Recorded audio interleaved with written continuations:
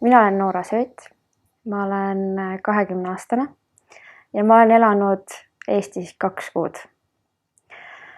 Aga ma olen sündinud Eestis, ma olen sündinud Tartus, Toomemäel, ühes majas, kus enam ei ole sünnitusmaja, vaid nüüd on hoopis minu enda ülikooli hoone. Et ma olen nagu jõudnud tagasi enda juurde mingis mõttes. Aga kui ma sündisin Tartus, siis väga lühikest aega pärast seda kolisime Rootsi, siis kui ma olin veel imik. Ja siis ma kasvasin terve oma elu üles Rootsis.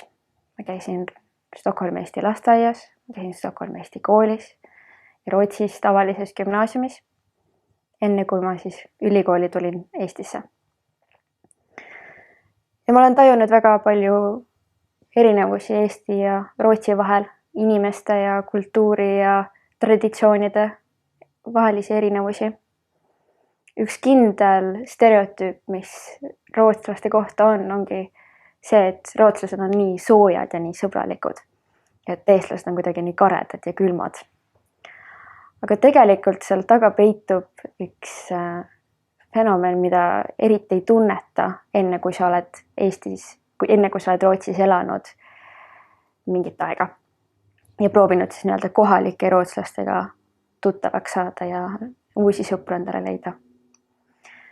Ja see on see fenomen, et kui sa kohtad ühte rootslast, siis nad on alati väga-väga sõbralikud. Ja nad naeratavad ja ütlevad, et tere, et kuidas sul läheb ja kui sa oled noorem, siis alati kallistatakse, isegi kui sa ei tunne seda inimest. Ja alati sirutatakse käsi välja ja tervitatakse. Aga sa tegelikult kunagi ei tea seda inimest, isegi kui sa oled seda inimest tundnud aastaid. Sa ei tea, kus ta elab või sa oled veel kunagi äkki külas käinud, aga sa võib-olla kohtanud seda inimest peaaegu iga päev, võib-olla isegi mitu aastat. Eestis on see väga ebatavaline, et sa kohtad ühte inimest ja räägid ühe inimesega iga päev, aga sa ei tunne teda päriselt. Alati tuuakse see võrdlus, et see on nagu see, et sa võiksid käia kirikus ühe inimesega iga pühapäev aastaid, sõita sama bussiga koju, rääkida seal bussi peal, näha, mis peatuses inimene maha läheb. Aga sa ei ole kunagi selle inimesel külas käinud, see inimene ei ole sind kunagi enda juurde külla kutsunud. See ongi see koridor, mis on nii palju pikem. Et tegelikult eestlased, ma ei usu, et on nii külmad ja karedad, vaid hoopis nad teavad väga kiiresti ja täpselt ära, et kes on mu sõber ja kes ei ole ja keda ma tahan endale külla kutsuda ja keda ma ei taha. Ja on väga transparentsed ja selged enda arvamustega. Aga Rootsis on ka väga palju huvitavaid traditsioone. Näiteks vähipeod, mida Eestis ei ole. Ja see on siuke pidu, et sul on need mütsid, kus on vähjad peal ja sa sööd vähkisid ja krevette ja palju juustu. Ja see on üks pidu, mida korraldatakse siuke september-augusti lõpp. Ja mis ongi just selleks, et läänerannikul tuleb nii palju seda püüki. Aga kooli lõpetamised on täiesti omamoodi fenomen, mis on Soomest ka, aga Rootsist vist algselt pärit. Gümnaasiumi lõpetamine on üks suur ja uhke pidu, mis kestab nädalaid, kus me kõik saame enda valged mütsikesed ja pidu hakkab 1-2 nädalat enne, kui sa tegelikult oled kooli lõpetanud. Et sul eksamid on juba tehtud ja viimased 2 nädalat ongi siuke, et sa käid teiste lõpetamispidudel, sul on enda klassipeod ja siis sul on enda lõpetamispidu ja siis sul on see perepidu. Et kokku ühel inimesel võib olla 5 pidu 2 nädala jooksul.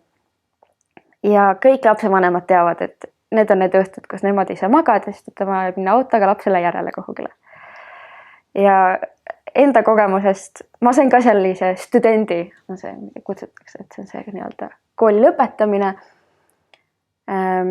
mis oligi siuke, et meil oli COVID-i aeg veel, aga meil ikkagi sai toimuda see lõpetamine ja see oli eelmine aasta.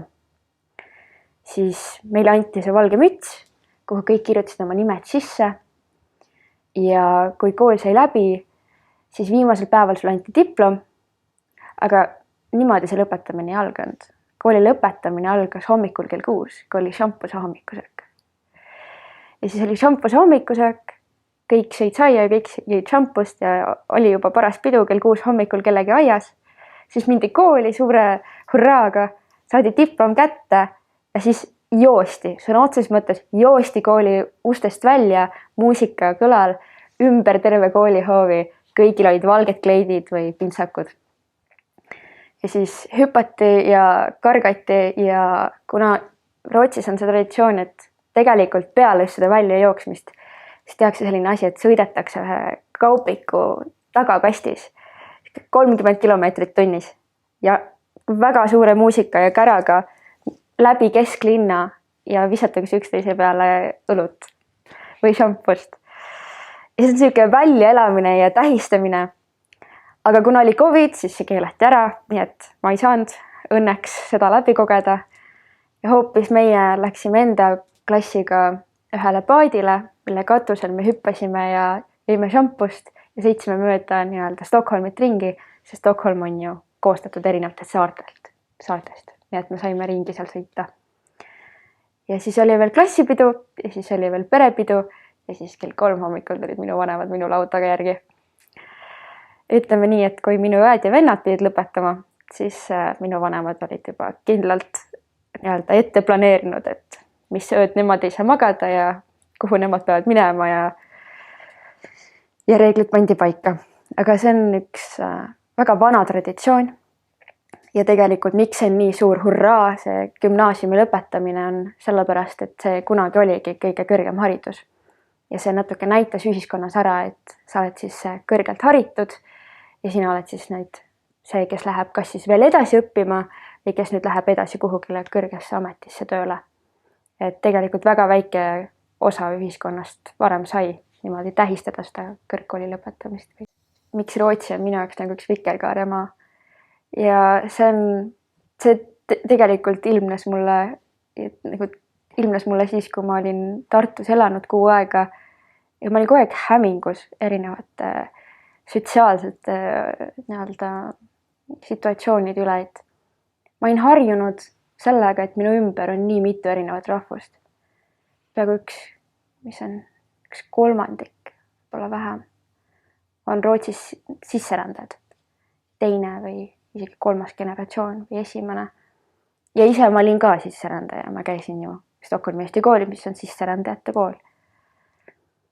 Ja just see, et sinu ümber on nii palju erinevaid rahvusi, siis kuidagi on imelik see, et keegi räägib võõras keeles või keegi loeb Koraani bussi peal või keegi hüüab enda sõbrale mingis täiesti tundmatus keeles. See on kunagi midagi hirmsat, see oli midagi väga-väga loomulikku. Ja üks kindel asi, mis Rootsis on natuke paroodiline, on see, et ma olin harjunud enda piimapaki tagant lugema erinevaid sotsiaalsete probleemide kohta. Sotsiaalsed probleemid, mis siis hõlmasid kas siis seksuaalse orientatsiooniga minoriteete või rahvuslikke minoriteete. Ja see oli kõik su piimapaki taga. Niimoodi, et kui sa hommikul kohvi jõid, sa keerasid piimapaki ümber ja lugesid sealt midagi huvitavat. Ja tavaliselt see oli ikkagi siis tähtsad uudised noorte psüühilisest heaolust või tervisest või üleüldiselt sellised tähtsad küsimused, mis ei jõua alati nii-öelda meedia esilehele. Ja siis ma olin väga pettunud, kui ma Eesti kolisin ja hakkasin igatsema seda piimapaki. Ja mõtlesin, et miks minu piimapaki taga ei ole sellised väikesed sotsiaalsed probleemid, millele on vaja tähelepanu pöörata, sest et igaüks meist ju ikkagi, väga suur osa meist joob kohvi hommikul ja paneb kohvi peale piima. Ja väiksed lapsed joovad piima või söövad putru või pannkooke või krõbinaid ja neil on ka see piimapakk kuidagi nähtaval laua peal. Et see oli nagu väga huvitav kanal. Ja just sellised, ma olin harjunud ka sellega, et igal pool on plakatid, kas siis mingitest erinevate rahvustega reklaamid või erinevad keeled või erinevad minoriteedid, et nad olid kogu aeg nagu väga nähtavad ja nad olid toodud väga nähtavale, et normaliseerida seda kõike. Ja siis ma tulen Eestis, ma ei näe neid plakateid.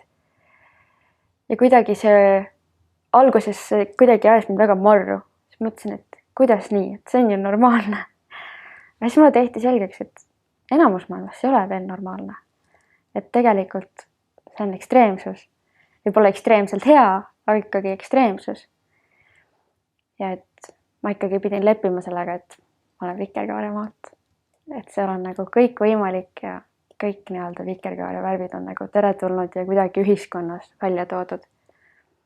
Et natuke loodan, et Eestis tuleb sama. Ja iga kord, kui ma näen, et selline sarnane reklaam või mingi plakat või uudis on kuidagi minoriteet ja üleüldiselt väga kaasav ja toob välja neid ühiskonna probleeme, siis see alati teeb mind rõõmsaks. Siis ma nagu, jess, natuke lähedamal. Ma arvan, et see kõige suurem muutus tegelikult Eestisse kolimisega oli see, et ma olin alguses väga eksootiline. Ja ma tegin nalja, et kui ma saaksin 10 senti iga kord, kui keegi küsib, et oota, sa oled Rootsist, aga sa räägid eesti keelt. Siis mõtlesin, et mul oleks ikkagi päris parajalt raha, vähemalt piimapakki saaks küll osta. Aga just see, et ma olin kuidagi nii eksootiline ja teise maailmavaatega.